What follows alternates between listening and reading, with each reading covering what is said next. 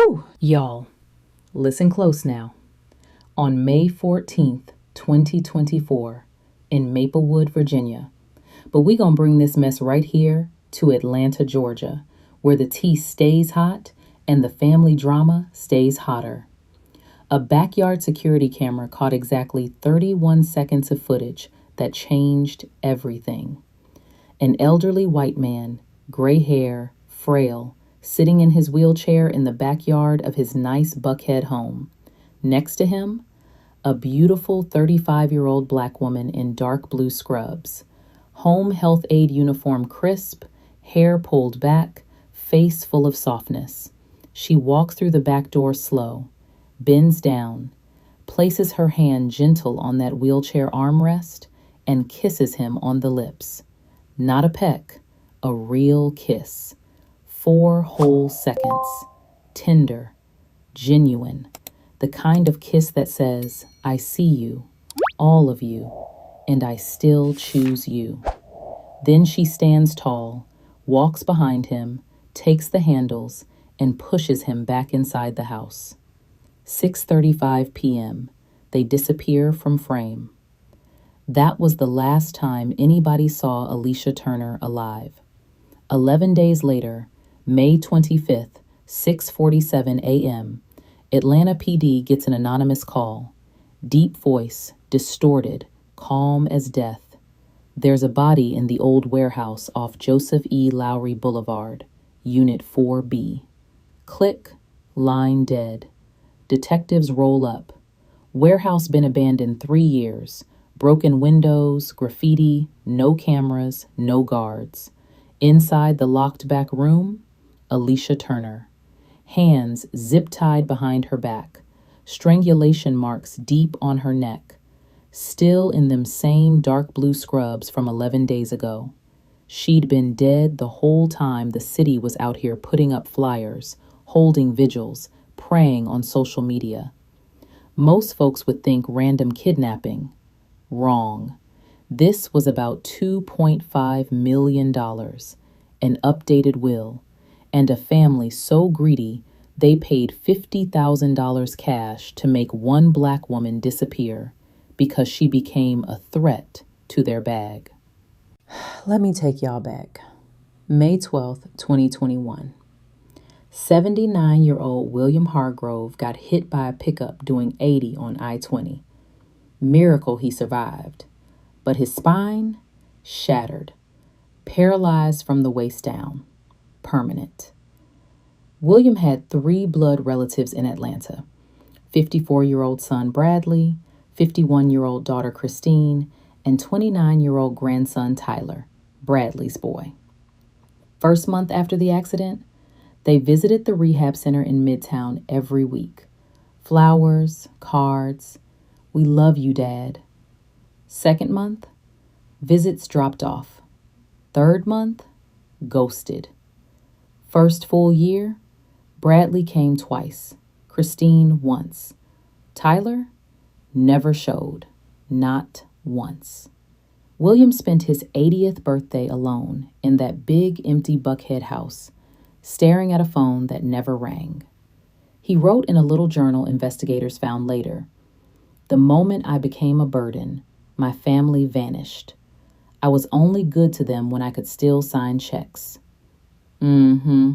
Sound familiar, sis? December 14th, 2021. William, lonely, broken, but not stupid, hires a home care aide through Premier Care Services. They send their top-rated worker, Alicia Turner, 32 years old at the time, 4.9 stars from 47 families, born and raised in Atlanta, Southwest Side. First in her family to even sniff college, studied nursing at Georgia State, but mama got stage 4 cancer. Alicia dropped out to take care of her. Mama passed 6 months later. Alicia never went back to school, became a certified home health aide instead. Said it let her still heal people, just closer to home. First day on the job, William sitting by the window in his wheelchair, staring at nothing. Wouldn't even look at her. Given up on being human. Alicia didn't flinch, just as soft. Mr. Hargrove, what's your favorite food? If you could stand in the kitchen again, what dish you cooking? He turned slow. First time in years somebody asked what he wanted, not what he needed. Homemade lasagna, my late wife's recipe. 2 days later, Alicia shows up with all the ingredients, sets everything at wheelchair height so he can help chop, stir, layer. They cook together. First bite, William breaks down crying. For the first time since the crash, he felt alive. Chile, that's when the healing really started. Next year and change, Alicia went way past the job description. Knew he loved jazz, brought her vinyl collection, Coltrane, Ella, Miles. They'd sit and listen for hours. Found out he used to read poetry, tracked down his old copy of Langston Hughes, read to him every afternoon, took him to Piedmont Park, to Mary Mac's tea room, to the aquarium, places where folks saw him, not the chair. William started smiling, real smiles, loud ones. Hope crept back in. June 2022. One quiet evening he asks her, "Why you wasting your time on a broken old man like me?" Alicia looked him dead in his eyes. "You ain't broken. You just been waiting for somebody to remind you that you still here." That moment, William fell in love. He said nothing, thought it was impossible. 80 years old, she 33. Society would lose their minds, but feelings don't care about calendars. By 2023, routine set. Alicia arrives 8 a.m. sharp. Breakfast together, therapy, long talks about everything, life, loss, dreams, music. She noticed his eyes changing, softer, lingering, and she felt it too, that pull. May 8th, 2023. William finally says it. "Alicia, I love you. Not for what you do for me, for who you are. I know I'm 82. I know this crazy, but I had to say it." She left without a word. He got depressed, thought he ruined everything. Next morning, she walks straight to his chair, kneels down, looks up at him. "I don't care you 82. I don't care what nobody think. I love you too." From that day, they were a couple, quiet, secret, because they knew his family would never accept it. Y'all, real love don't always look like the movies. Sometimes it looks like two people society says shouldn't be together, choosing each other anyway. May 18th, 2024. Bradley shows up unannounced. First visit in 8 months. Phone records show he called the accountant a week earlier, asking about early access to inheritance funds. Needed cash quick. Walks in, sees Daddy and Alicia on the couch, holding hands, laughing like teenagers. Not patient and caregiver, lovers. Bradley loses it, yells at his own father. "She using you. She after your money." William fires back. "Where were you when I was alone? Alicia the only one who ever truly cared." Bradley storms out, calls Christine and Tyler, emergency family meeting. Next day, all three show up at the house. "We worried she taken advantage." William shuts it down. "Y'all abandoned me 3 years. Now y'all want to take the one person who stayed? Get out my house." They leave, but they don't stop. Hire a PI. Dig into Alicia's background. Find nothing. Check William's mental capacity. Lawyer says he's sharp as ever. Legal routes dead. Then, May 10th, 2024. William calls his lawyer Richard Thornton. Private meeting. Wants to update the will. Bradley's share drops from 1.5 million to 200,000. Christine's from 1.5 million to 200,000. Tyler's from 200,000 to 100,000. New name added: Alicia Turner, $2.5 million, plus the house, plus remaining assets. Special clause: if any family member convicted of crime against Alicia Turner, their inheritance forfeited, donated to charity. Signed, notarized, ironclad. But here's the snake in the grass. Lawyer's assistant, Christine's college bestie.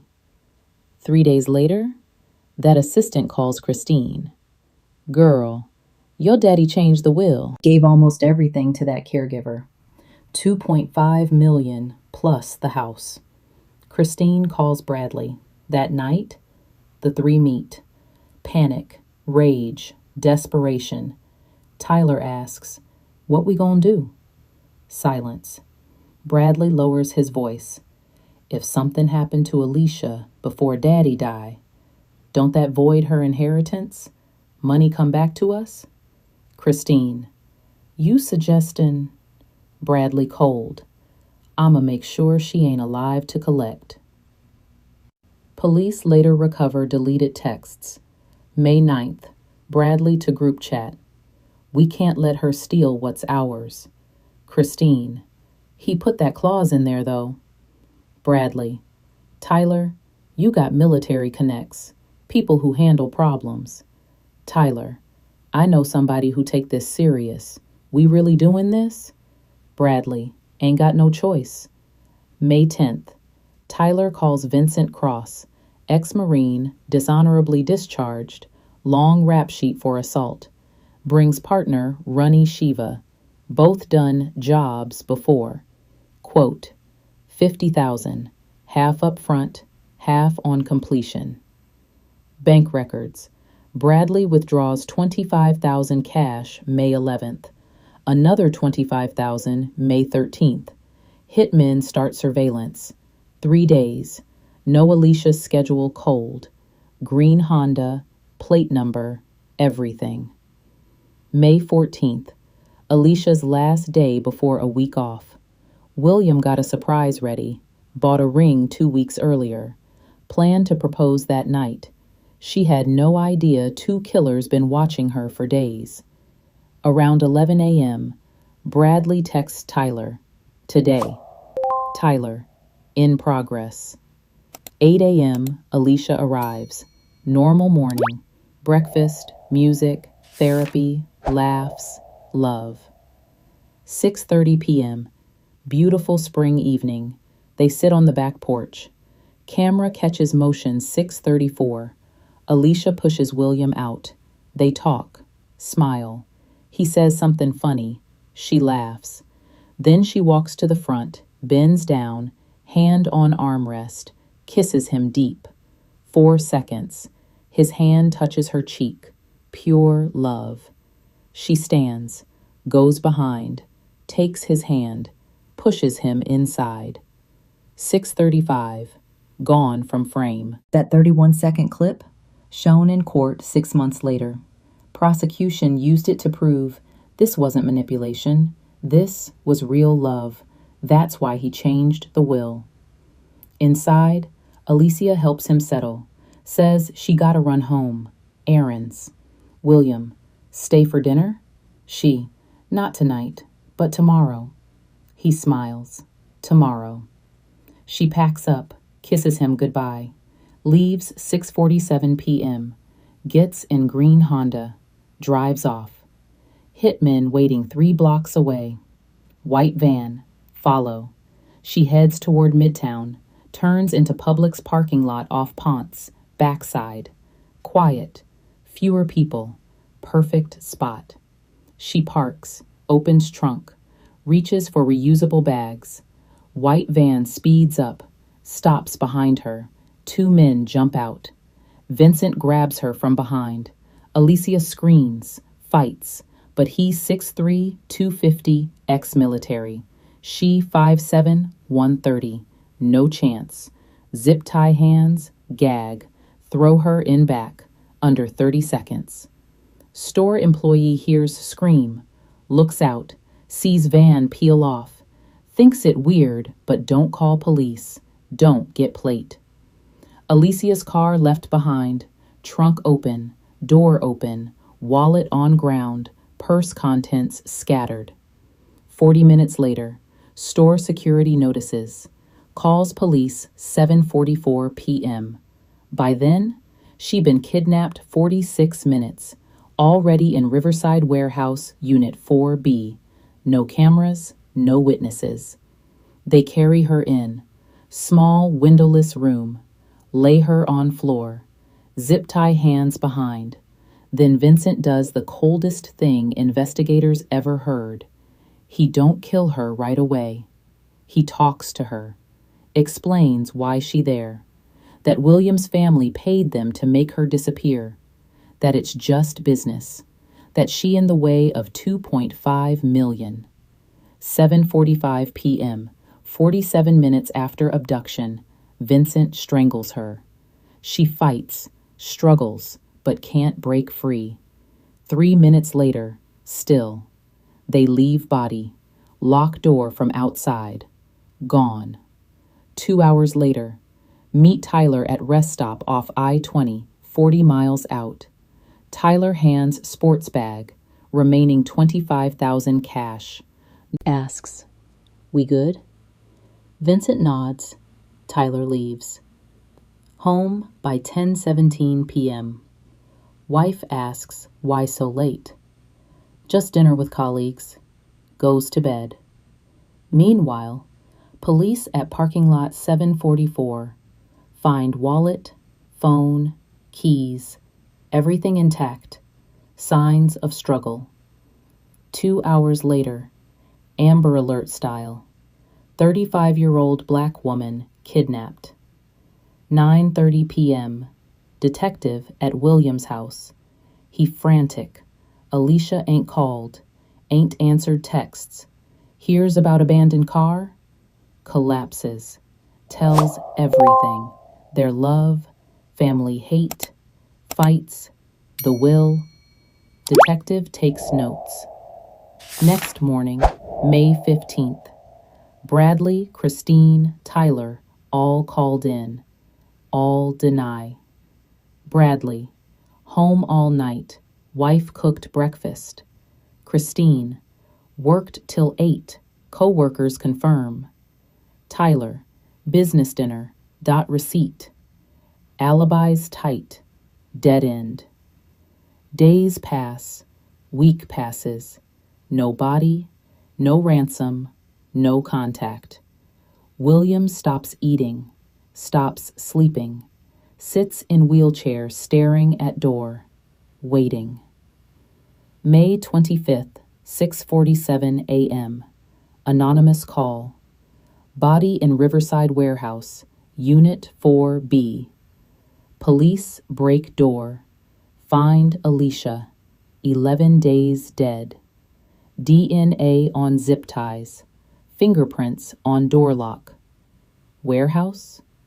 Owned by Bradley Hargrove, inherited from William years ago. He got keys. Investigation flips. Search warrants. Phone data. Bank records. May 10th. Tyler called Vincent Cross. 8-minute call. Bradley withdrew $25,000 11th, $25,000 13th. Deleted texts recovered. May 14th, 6:42 a.m. Tyler to Vincent.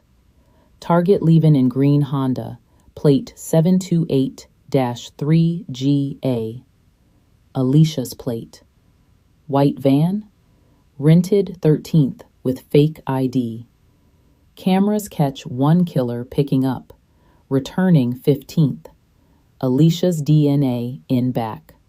Fabric fibers match her scrubs. Vincent and Runny ID'd quick. Criminal records. Tyler knew Vincent from old military unit.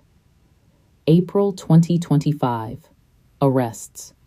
Bradley, first-degree murder plus conspiracy. Christine, conspiracy. Tyler, conspiracy to kidnap plus hire hitman. Vincent and Ronnie, first-degree kidnapping plus contract killing. All plead not guilty. Trial starts May 9th, 2025. Prosecution brings phone pings, bank withdrawals, recovered texts, van forensics, warehouse DNA, and that 31-second porch kiss video. Jury sees it, understands motive. Not greed from Alicia, love from William. Defense, all circumstantial, no direct evidence, no confession. Day 12, Tyler cracks. Plea deal, testify full truth for life with parole after 30 years. Takes stand, tells every detail. Jury deliberates 4 hours. Guilty, all counts, all defendants. October 14th, 2025, sentencing. Bradley, life, no parole. Christine, 25 years. Tyler, life, parole possible after 30. Hitmen, life, no parole. Same day, William Hargrove dies. Official, heart failure, but last nurse who sat with him said he barely spoke after trial. Night before he passed, he whispered one sentence.